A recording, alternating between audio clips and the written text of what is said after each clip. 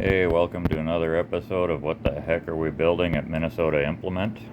Um, this is one of our floating cross-draw plows. This is our Super Duty plow for skid steer. So, as with about 95% of the plows that we build now, this is our floating cross-draw plow. So cross draw meaning that the cylinder sits crossways in the A-frame, and that allows us to move the faceplate a lot closer to the plow than most other traditional design of plow. So the distance from the faceplate to the lower cutting edge there is about 36 inches, 42 inches, somewhere in there. I can't remember the exact dimension on these ones because we don't build these all that often. And then floating is referring to this pin linkage here, which you can either leave locked or you can pull that pin out, and there is a storage hole on there for the pin. And then the faceplate will tip. So there's free movement between the machine and the plow. So my pin is causing a trouble there, but so with the free movement of the plow being separated from the machine, it means that the weight on your cutting edge is only the weight of the plow blade itself, not the weight of your entire boom arm. A lot of people will say, well, I've got float on my machine. I don't need a floating plow because I'll just put my machine into float mode.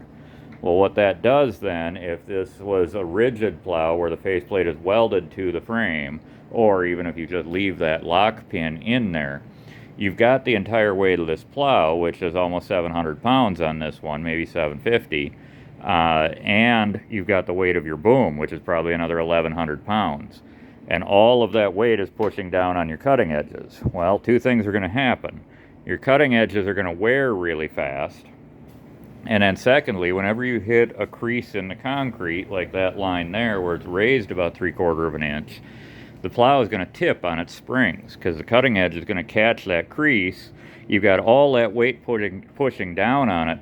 So it's going to pivot. It's going to tip the plow over, dump your snow load, and if you've got enough weight down on it, if you only had 4 springs, let's say, on a large plow, the plow will just stay laying flat face down. You're going to lose your snow load, and the plow won't come back up because of the weight of your boom sitting on it. So you'd actually have to stop, back up, let the plow reset, pick up your snow load, and continue on.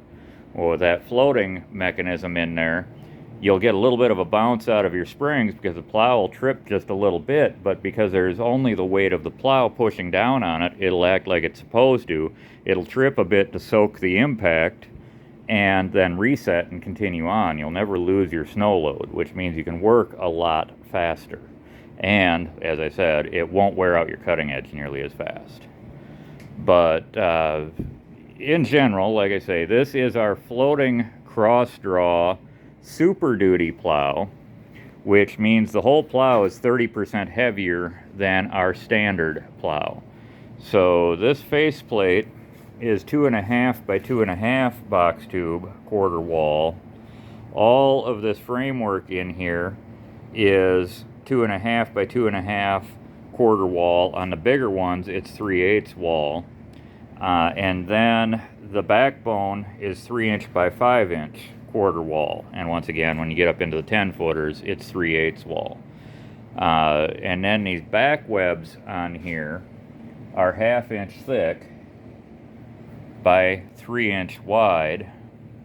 And our lower angle irons are 1/2 inch thick by 3 by 4. And everything on this is triple pass welded. So this plow is intended for industrial use. It is intended for abuse. Usually these are an 8-foot to 10-foot plow. We do make them with the wings, as you see on this one. These are our 15-degree angled wings, 1 foot wide. So we can make these with the wings. We make them with the straight blade. We can make them with a center punch edge. We can make them with the edge punch edge like this, all depending on your preferences. I personally like center punch, but the edge punch works better when you've got the wings.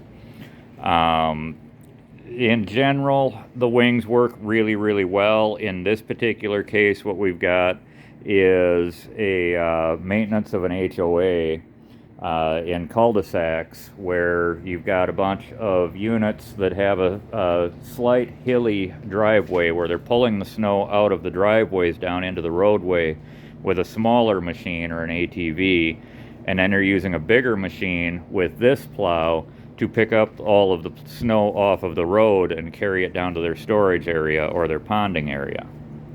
So they've got smaller machines doing the more maneuverable work, and then they've got this one that's carrying the load, a quarter mile, half mile down the road into their ponding areas. So they wanted the gathering ability, but they still wanted to go down the road safely. So they didn't want a 12-foot wide plow. They want something that can go on a trailer. So this one is a 7-foot wide with 2 1-foot wings. So we come out just slightly over 9 feet overall on this.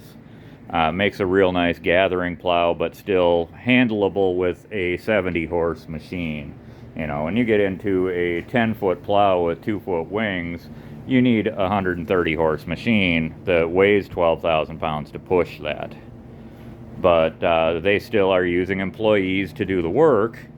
So when you add the employees plus the wings, you want to upgrade everything to the Super Duty plow so that it will last a few years, because if you did this to a regular plow and put an employee in the seat, they could destroy it. A homeowner is going to be careful with it. Industrial workers, they're going to destroy the thing because, hey, if they break the equipment, they get a day off.